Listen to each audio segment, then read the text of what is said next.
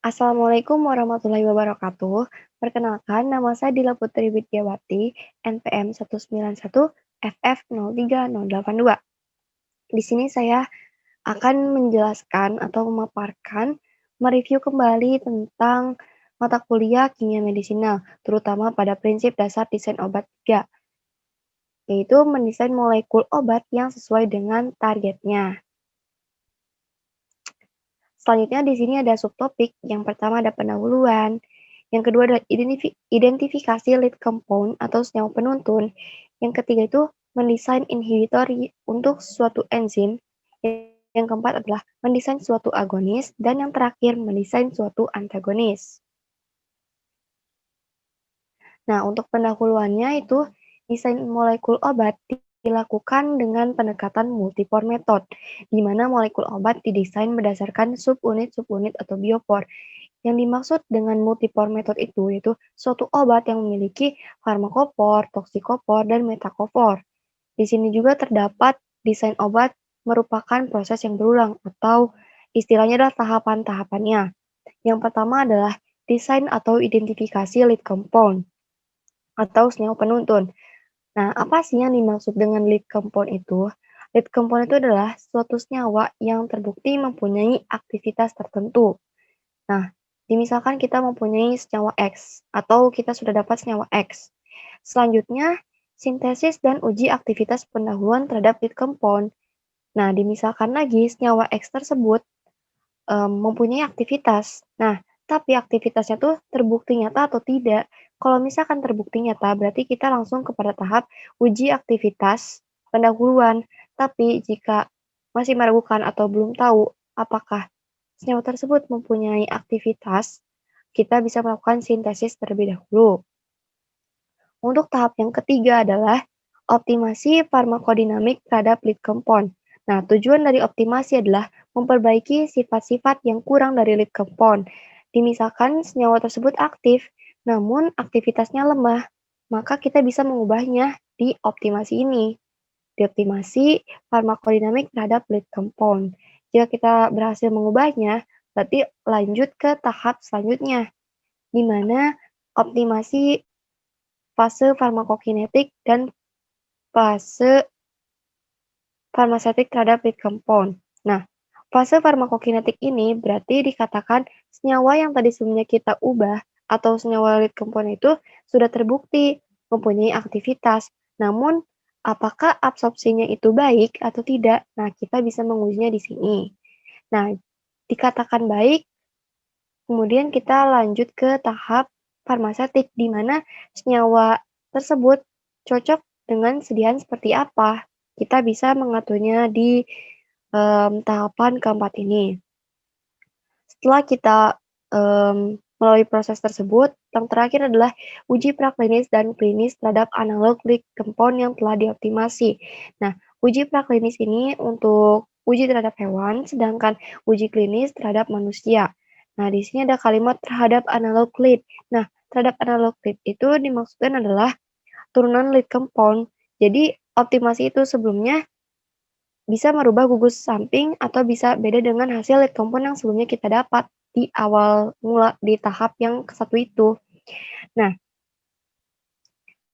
kalau misalkan, kita sudah mendapatkan lead compound dan aktivitasnya kurang baik, kita bisa membuat senyawa turunannya agar aktivitasnya tuh bisa menjadi baik gitu, bisa jadi lebih baik. Tambahan juga, di proses akhirnya ini, tidak selamanya yang didapat itu senyawa dari turunan atau senyawa yang awal. Jadi, kita harus lebih selektif atau lebih tahu gitu, di mana yang tepatnya. Yang selanjutnya adalah, subtopik selanjutnya, identifikasi lead compound. Jadi lead compound itu mutlak harus ada dalam, desain obat. Lead compound juga adalah prototipe dalam desain obat di mana upaya optimasi difokuskan pada molekul tersebut. Misalkan kita mempunyai senyawa X untuk penyakit A. Nah, senyawa X ini memang terbukti bisa membuat, penyakit A itu istilahnya sembuh, tapi kita ingin membuat aktivitasnya menjadi lebih baik dari senyawa X itu. maka kita bisa membuat senyawa turunan dari senyawa X itu. Misalkan senyawa turunannya adalah senyawa X-aksen. Nah, itu diperbolehkan. Dan di sini juga terdapat identifikasi lead compound, ada 6. Yang pertama adalah secara kebetulan. Jadi, senyawa tersebut tuh ditemukannya ya secara kebetulan. Misalkan ada benzodiazepin sama asam valproat. Yang kedua adalah sumber endogen seperti hormon, enzim, dan neurotransmitter. Yang ketiga adalah sumber eksogen, misalkan metabolit tanaman.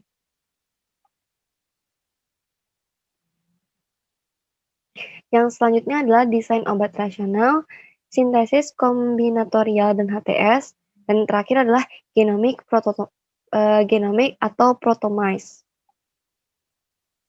Di sini terdapat sejarah penemuan obat. Nah, yang pertama kali ditemukan itu adalah tahun 1842, di mana ether digunakan sebagai anestesi. Selanjutnya ada desain inhibitor enzim. Nah, untuk definisinya sendiri adalah molekul obat yang bekerja sebagai inhibitor suatu enzim, berarti berperan mencegah enzim bertindak sebagai katalis terhadap suatu reaksi. Nah, di sini obat itu bukan berarti memiliki efek gitu, tapi dia tuh bisa memperlambat atau mempercepat suatu reaksi di dalam tubuh. Nah, dari kata desain inhibitor enzim, enzim itu mempunyai aktivitas yang normalnya adalah mempercepat reaksi kimia dalam tubuh. Sedangkan inhibitor sendiri adalah menghambat. Jadi desain inhibitor enzim itu kayak menghambat kerja enzim. Nah, contohnya ada pada gambar ini gitu. Di sini target kerjanya adalah enzim dan di sini adalah sisi aktif. Nah, sisi aktif ini diisi oleh substrat yang dimana akan terjadi reaksi yang memberikan efek. Nah, di sini juga kan terdapat sebuah produk gitu. Selanjutnya adalah dari desain inhibitor enzim terdapat inhibitor yang bekerja pada sisi aktif. Nah, dibagi menjadi dua, yaitu inhibitor reversible dan inhibitor irreversible. Untuk inhibitor reversible ini, berarti inhibitor ini bersifat tidak permanen. Jadi, hanya bekerja untuk menghambat saja, bukan menghambat.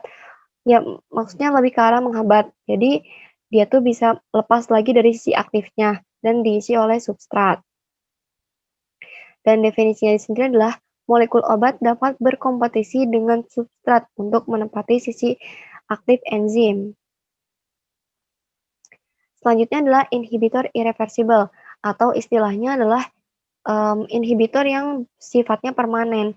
Di sini terdapat contoh gambar di mana sisi aktifnya ini ditempeli oleh suatu obat. Nah, suatu obat ini memiliki gugus di mana X. Nah, X ini biasanya halogen. Jika halogen ini berinteraksi dengan OH dari asam amino reseptor ini, maka halogen ini otomatis kalah karena dia itu lemah. Akhirnya si obat ini menempeli sisi aktif dengan adanya ikatan dengan OH di sebelah sini. Nah, ikatan OH ini tuh yang akan mempererat atau mempermanenkan dia tuh tetap ada di sini dan bukan terjadi, tapi lebih adanya ikatan kovalen. Makanya di sini tuh sifatnya jadi permanen karena ada ikatan kovalen. Selanjutnya adalah mendesain agonis. Nah, untuk agonis sendiri adalah suatu istilah obat untuk target kerja reseptor. Nah, biasanya orang-orang salah kaprah di mana target kerja obat itu hanya pada reseptor saja. Padahal tadi kita sudah menjelaskan bahwa target kerja juga terdapat pada enzim. Untuk istilah obatnya sendiri, untuk mendesain agonis itu ada agonis dan antagonis. Tapi untuk agonis sendiri kan target kerja obatnya itu ada di reseptor. Gitu. Kita bisa lihat di sini pada gambar ini, di sini ada reseptor dan di sini ada ikatan van der Waals yang maksudnya sifatnya hidrofobik dan dia memiliki gugus OH dan di sebelah sini dia memiliki gugus COO-. Nah, bagaimana kita membuktikan bahwa molekul obat ini bisa berinteraksi dengan reseptor ini?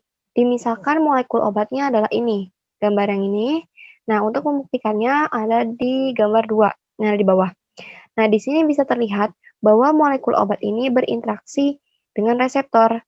Yang pertama adalah adanya ikatan van der Waals antara sisi aktif dari reseptor dengan benzen. Keduanya ini memiliki sifat yang sama, yaitu hidrofobik. Nah, di sini ada gugus OH dari molekul obat membentuk ikatan hidrogen dengan OH yang ada pada reseptor. Nah, di sini bisa kita ketahui bahwa misalkan H itu adalah HBD, di mana hidrogen bond donor, dan yang O ini adalah hidrogen bond akseptor. Nah, kan di sini cuma ada ikatan hidrogennya hanya satu. Tapi bisa nggak sih kalau misalkan ikatan hidrogennya menjadi dua? Bisa saja, asalkan jarak antara H yang sebelah sini dengan O sebelah sini itu saling berdekatan, maka akan menghasilkan ikatan hidrogen menjadi dua.